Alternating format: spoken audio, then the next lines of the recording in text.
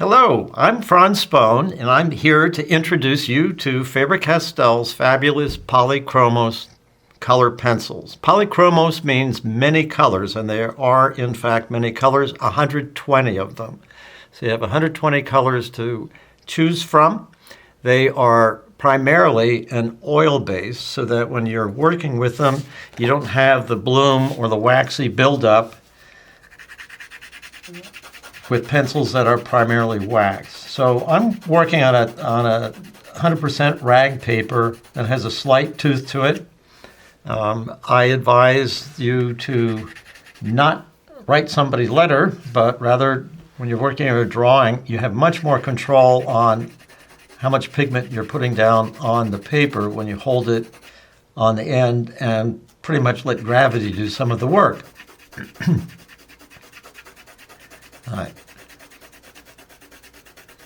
So as you see, the more I go over, the darker it gets. So it is very possible to get a nice value range with one color.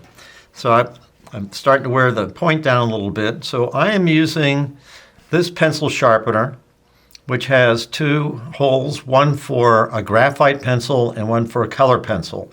You want a slightly less steep point for color pencil because the lead, the pigmented lead is much softer than a regular pencil. And so if the point is too sharp, then you're going to be breaking the point all the time. All right, so as far as pressure in the pencil, I am putting a little bit of pressure on it. And on this slightly toothed paper, I can get a very nice, even tone. Now, if I go over that again, and then I'll let it taper off to no pressure, and then I'll go over that again. So without a substantial amount of wax in this pencil, I can go over and layer and layer and layer again without getting a waxy buildup. So with that one pencil and with several different applications, I can get a wide range of values out of one pencil. Now if I decide I want to add another layer, let's just choose blue here. I can put a light deposit down so I can start toning what I already had there. And again, I can continue lightening up on it, or I could get darker depending on what my need is.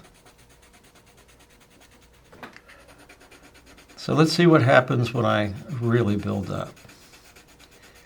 So you get some really nice color transitions here. And you can invent your own colors. So if you have a set of 24, 48, 120, you get the full spectrum. You still can come up with colors that aren't in the box because you're layering them. You can use the overlays to do that. All right, let's put what should we put on there? Let's put a green on top of that. So I have the capacity of layering and layering and layering and getting all sorts of really interesting color relationships to develop. Often in shadows, you have some reflections of colors surrounding, so they aren't just getting out the black. You can build up a really rich shadow by overlapping and overlapping and overlapping. And again, the base is more oil than anything else, and pigment. These are highly charged and full of pigment. 120 colors, and there is a thing called color indexing that is part of Faber-Castell line of products. These are the Polychromos pencils that I'll demonstrate some techniques. This is the Albrecht Dürer watercolor pencil. They use the same pigment in all their products, so that if you pick up a Polychromos yellow, you can go and find the same thing in the Albrecht Dürer pencil line as well. So this was with the Albrecht Dürer watercolor pencils, but I did earlier ahead of my little friend there with the Polychromos. And so the pigments are the same. Slight difference in the Albrecht Dürer watercolor pencils really permeate the whole paper, and so instead of having the textures in the background be coming through, this is totally saturated, but the pigment is the same, so that if you're working with a multimedia application or if you're trying to match colors, then you know that when you pick up a pencil, pastel, or whatever that is a number 119 red, it's going to be the same through the entire line. Okay. So in completing this, what I ended up doing is kind of sketching it. I wanted to kind of show something that was finished and then go into a couple of the techniques.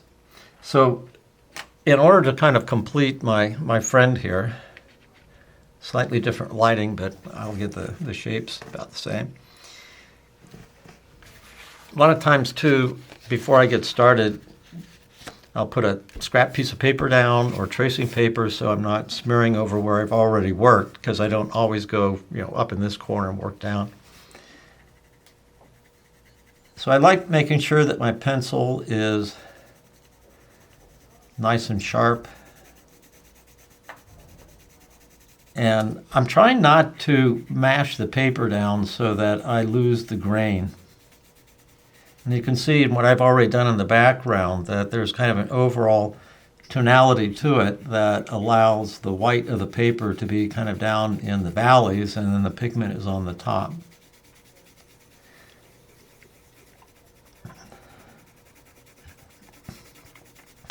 So I just use light pressure to begin with, and I'm kind of blocking in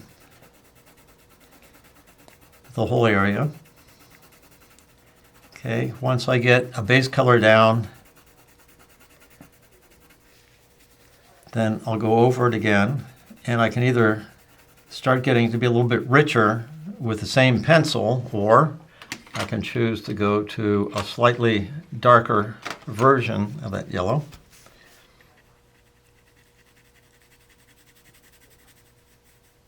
And depending on how dark or rich that color needs to be, and put more pressure, and I can put more layers. So in order to get like a full red here, I'll get this red back. I didn't immediately go in and decide, I'll just kind of sketch that little hat real quick. I didn't come in and say, okay, I need a red here, and then just totally saturate it with the red. What I did instead was start with a light area of red, and then in the area that eventually become very dense, I start building up gradually. And in the meantime, you see that there's a little bit of kind of it looks like a pink, because that's where the light's reflecting it. And so that I could go over that, if I had the full set 120, then there might be a pink in there, but I could also very lightly start putting white on top of the red. Maybe I'll show up a little bit better here. I can start getting that white highlight by using the white on top. And if it's a really bright one, I'll keep on layering and layering and layering. And obviously, if I put the white on top of where there's hardly any pigment at all, it's going to be a lot brighter. So keep that in mind too, where the highlights are, so that as I'm applying that first layer of red, I'm avoiding areas that might have a highlight. And in this case, with the yellow, I'm doing the same thing, where there's kind of a highlight in through there. And to be consistent, there's a bit of a highlight here. So I'm going to only put this darker yellow kind of where it's a little bit richer.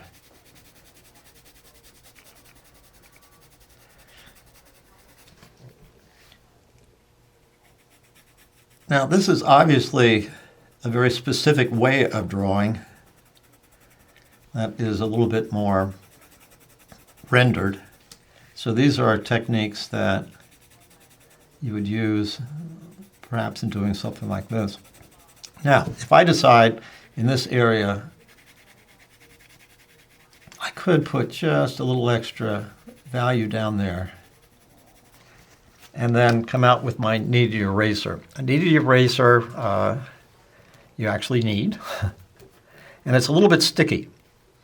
And so that if I layer an area with pigment in here, I have the base coat that's a little bit lighter yellow, and now I am building this up a little bit with another layer of a darker yellow. And then if I want to start putting a highlight in, I can take my kneaded eraser, again that is a little bit sticky, and I can start creating that highlight by very gently and gradually picking up that last second layer of yellow that I put down. So you can see how you can start to get a little bit more of a volume there. Okay, so maybe more specifically, let's again go to something that's going to show up a little bit better than yellow. I got one color there, and then let's put something that's a little bit more of a contrast on top. Like this blue. And darken that a little bit.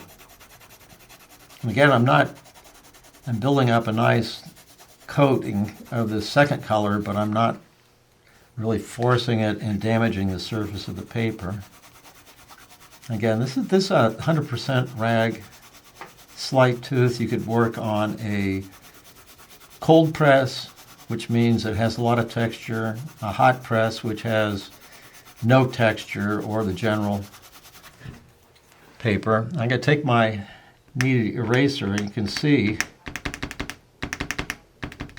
how I'm removing some of that pencil, and I can get a highlight there.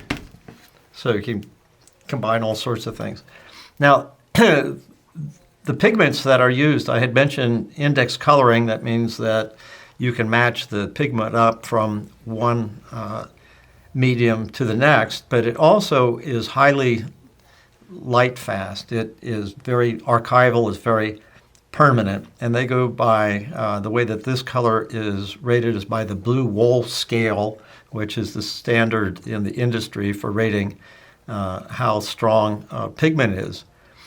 And the vast majority of the pencils in the Polychromos, in the Albrecht Dürer, so forth line are rated 3 stars, which is the highest rating. All right, there are a few of them that may be 2 stars, which is light fast, and there are 1 or 2 colors that will always kind of say a little less, but they still are very substantial as long as you light them properly. So not only are you getting the leads are very creamy, they're very easy to draw with. Again, as I mentioned, I'm doing kind of a rendering here, but if I want to do something that is a little bit more like a character, these pencils are nice and soft, they're creamy, so that they react very nicely to the energy and the gesture that you're using to draw with. And I can get a full range of tones with them. I can get light blues in this case, I can get a dark blue.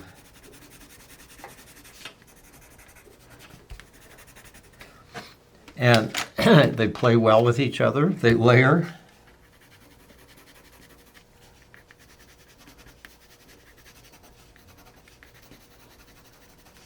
And you don't get that bloom, the color chipping off, because these are oil-based.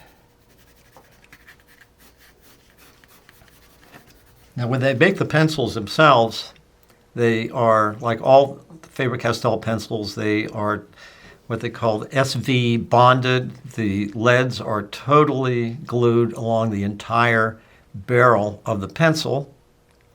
So that means that if you accidentally drop your pencil and you get a slight break in the pigment inside and the leads inside, they're going to hold in place. When you sharpen it, you're not going to lose a whole length of your pencil because there's no glue holding it in place, like the spot binding or gluing that other pencils might have. They're glued along the whole edge so that it minimizes pencil loss when you might drop the pencil.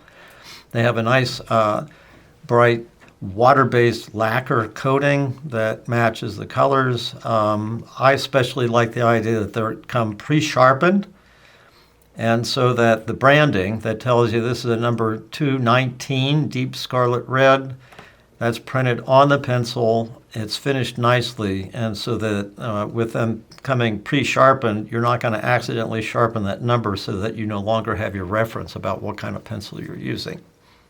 So for whether you're doing something that is a little bit more rendered, whether you're working on something that is a little more gestural or a little bit more fantastic out of your head, these are fabulous pencils to work with.